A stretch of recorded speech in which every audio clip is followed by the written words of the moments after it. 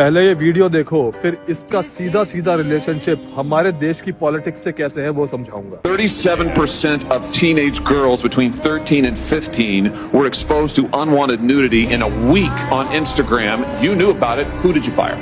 Senator, this is why we're building all. Who did you fire? ये जो सवाल पूछ रहा है वो है सेनेटर।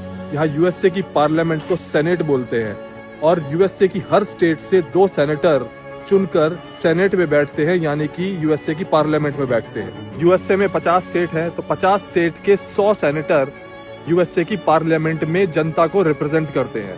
और जिससे ये सवाल पूछ रहा है उसे तो सारी दुनिया पहचानती है, वो है मार्क जुकरबर्ग। मार्क जुकरबर्ग की नेट वर्थ है $212 बिलियन। अंबानी और अदानी दोनों का पैसा मिला दे तो उससे ज्यादा पैसा है इसके पास। और ये सेनेटर मार्क जुकरबर्ग से कोर्ट में माफी मंगवा देता है।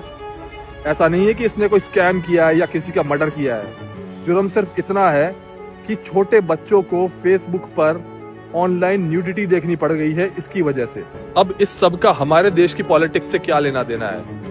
जैसे यूएसए की पार्लियामेंट में 100 सेनेटर हैं, ऐसे ही हमने भी 245 एमपी पार्लियामेंट में भेजे हैं हमारी बात पार्लियामेंट में रखने के लिए, जनता को रिप्रेजेंट करने के लिए।